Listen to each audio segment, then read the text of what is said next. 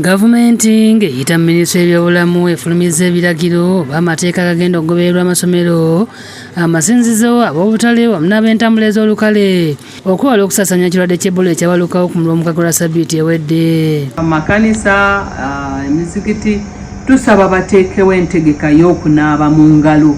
Okunaaba mu ngalo kye kikulu, oba sanitizing oba don't greet.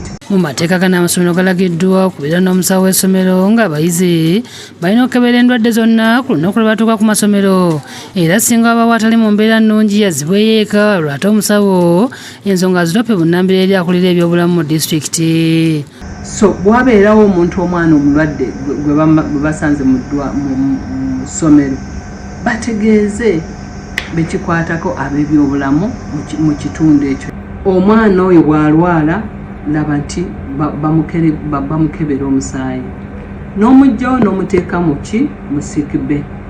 Bw'omuteeka mu siikibbe laba nti ne bw'oba omujjanjaba gwe school nurse okozesa gloves kuba oba tonnaba kumanya kiki ekimuluma. Okusinziira ku muteesiteesi omukulu wa minisitule y'ebyobulamu Dr. Diana Atwine, bongeddeyo abakugu mu kujjanjaba obulwadde bw'Ebola mu buli disitulikiti naddala ezo eziri ku nsalo ya Uganda ne Congo kubanga kyazuulibwa nti obulwadde buno gye bwava. Amasomero gonna galagiddwa okubeera n'ebifo awanaabirwa engalo ate bakubiriza abasomesa n'abayizi okukoma buyonjo era beewe n'amabanga nga bwannyonnyola. Ku ludda olw'obutale n'entambula ez'olukale, Dr. Atwine ategeeza nga bano bwe balagiddwa okubeera n'obumu opima ebbugumu wamu n'ewanaabirwa engalo nga kyakuyamba nnyo mu mbeera gye tulimu essaawa eno.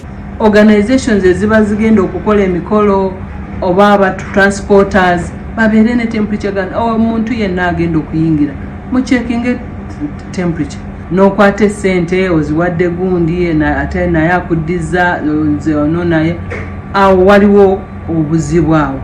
Naye bw'omala n'oteekwatako n'ogenda awali sabbuuni n'amazzi n'onaaba obulwadde obwo tebukukwata. Eri abaagala okukola emikolo oba okukuba enkuŋŋaana balina okusooka okuwandiikira minisitule y'ebyobulamu oba abakulira ebyobulamu ku disitulikiti basooke beekebejja ekifo. Mutuyambe nga tukola emikolo gyaffe, nga tuli mu semina, nga tuli mu commemorations, nga tuli mu celebrations whatever, tulabe nti tetukwata mu ngalo mu bantu. Kyokka agumiza bannayuganda nti eggwanga si lya kugenda mu ngalo olw'obulwadde bw'Ebola wabula nga bakufuba okulaba nga babutangira.